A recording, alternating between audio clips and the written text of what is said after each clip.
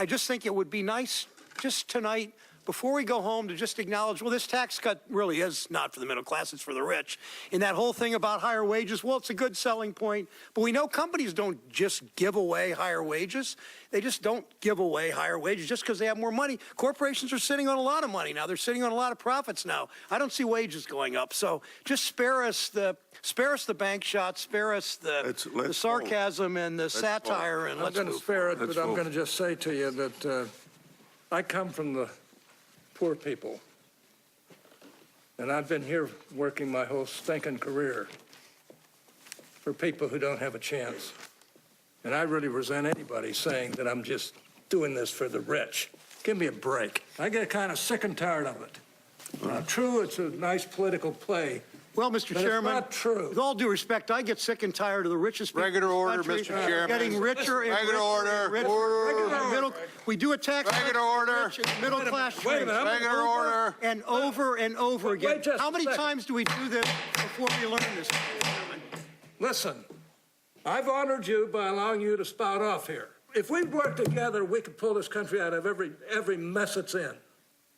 And we could do a lot of the things that you're talking about, too. And I think I've got a reputation of having worked together with Democrats. Let's start with Chip.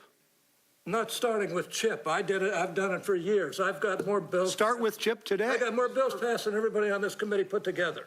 Now, all I can say is I like you personally very much, but I'm telling you, this bull crap that you guys throw out here really gets old after a while. To do it right at the end of this. This major piece of legislation passed out of the House, the tax bill. We saw that contentious markup in the Senate. And the most remarkable thing to me is the distributional weight of this Senate bill.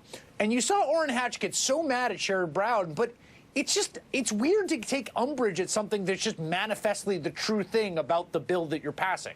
Yeah, I mean, the weird thing is here, they're having a disagreement about a factual question about what's in the bill, and it's partly because the Republicans impute something that's not written in there, which is to say some parts of this bill are permanent and some of them are temporary. They don't even run for the full 10-year budget window because they don't have enough money to do all the middle-income tax increases for the whole 10-year period.